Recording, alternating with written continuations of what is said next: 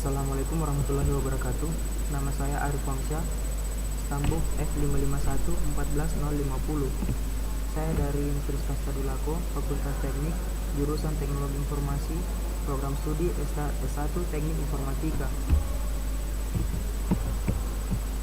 Di sini saya akan menjelaskan tugas besar, perancangan dan analisis program, di mana pada kasus penerapan algoritma Dijkstra untuk perutean adaptif pada jaringan komputer.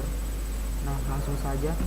Jadi, pertama-tama kita tentukan simpul awal. Maksudnya titik awal dari mana kita mau kemana. Jadi kita tentukan simpul awalnya itu router 1 atau simpul A. Kemudian kita tentukan tujuannya atau simpul akhirnya ke router 6. Setelah itu pilih proses.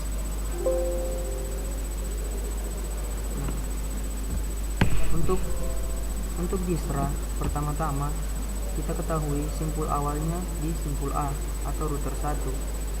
Kemudian kita mengecek simpul mana yang paling dekat daripada simpul A. Jadi di sini yang simpul terdekat yaitu simpul B, simpul D dengan simpul C. Nah, setelah itu kita mengecek nilai dari simpul yang terdekat tadi. Nilai yang lebih rendah diambil.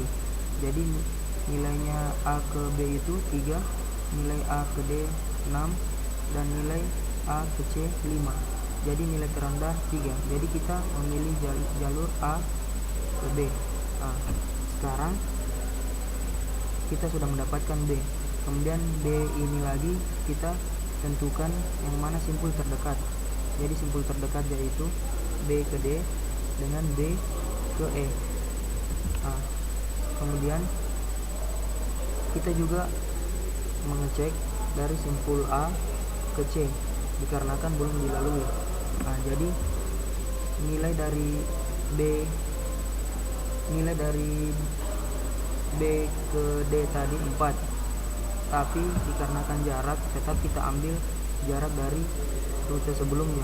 Jadi 3 ditambah 4 sama dengan 7. Jadi nilai dari rute B ke D sama dengan 7. Kemudian nilai dari A ke D sama dengan 6, nilai dari A ke C sama dengan 5. Jadi sekarang yang paling rendah yaitu 5. Jadi kita sekarang melalui A ke C. Sekarang kita berada di simpul C. Kemudian simpul C mengecek yang mana simpul terdekat. Jadi simpul terdekat yaitu C ke E dengan C ke F. Nah, kemudian A ke D, karena A ke B, B ke D tadi sudah dilewati, maka tidak perlu lagi kita cek. Jadi yang kita cek sekarang itu A ke D, C ke F dengan C ke E. Jadi nilainya 5 ditambah 2, 7. Jadi nilai dari C ke F yaitu 7. Kemudian nilai dari C ke E 5 ditambah 9, 14. Kemudian nilai dari A ke D yaitu 6. Jadi nilai terendah yaitu 6. Jadi kita melalui A ke D. Sekarang kita berada di simpul D. Karena simpul D, karena semua simpul sudah terlalui, maka kita langsung saja D ke F, ke tujuan akhirnya. Jadi sekarang kita sudah mendapatkan tujuan akhirnya ke F. Nah, jadi kita A ke F itu melalui dari A, D, F. Itu untuk Dijkstra. Nah, sedikit saya jelaskan mengenai algoritma print dengan algoritma Kruskal. Untuk algoritma print, di sini kita sudah mengetahui simpul dengan arahnya mau kemana. Jadi untuk algoritma print, simpul awalnya kita ketahui, tapi untuk tujuannya tidak diketahui atau dia bisa bercabang. Nah, misalnya A titik awalnya dari A, jadi A ke C, A ke B, A ke D. Jadi nilai yang paling rendah dari jalur tadi, yaitu A ke C. Jadi yang pertama kita buat atau kita list A ke C, jadi 15 di sini A ke C. Nah, kemudian kita lihat lagi C ke E, A ke D, A ke B. Nilainya A ke B 40, A ke D 35, kemudian A ke E 45. Karena nilai terendahnya 35, maka yang kita ambil A ke D. Nah, kemudian di sini kita garis dari A ke D. Kemudian lanjut dari D. Kita lihat di sini D ke H, D ke E. Kemudian A ke E, A ke B. Nah, jadi nilainya A ke B 40, nilainya C ke E 45, D ke H 20, maka nilai terendah yaitu 20. Jadi kita ambil D ke H 20 di sini, D ke H.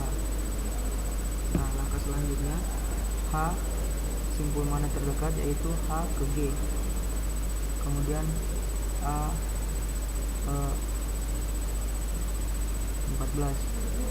Nah, kemudian kita dapat yang paling rendah 14. Sedangkan untuk algoritma Kruskal, pertama-tama kita tentukan nilai atau bobotnya dari yang terendah. Kemudian di sini kita tentukan sisinya dari mana ke mana. Nah, setelah itu akan membentuk seperti ini. Nah, kemudian untuk algoritma Kruskal kita berpatokan kepada nilai terendah yang telah kita buat tadi. Jadi pertama itu kita cek 10 atau F ke G. Jadi F ke G itu yang mana? Nah, kita cari di sini F ke G, nilainya 10 di sini. Jadi pertama kita list ini. Pertama kita list. Kemudian untuk nilai kedua 14 atau G ke H. G ke H itu ini. Jadi sekarang kita list itu. Kemudian untuk nilai ketiga 15 A ke C. Jadi A ke C yang ini 15. Jadi kita list. Di sini tidak terhubung. Untuk algoritma Kruskal tidak mesti dia mengikuti alur. Jadi dia bisa terpisah, akan tetapi nanti akan terhubung dengan sendirinya. Maksudnya kita berpatokan dengan bobot yang tadi. Dan begitu seterusnya sampai kita dapat hasil akhirnya. Kemudian untuk Kruskal nanti tidak bisa yang namanya tersinkronisasi, maksudnya saling terhubung seperti ini, dia tidak bisa.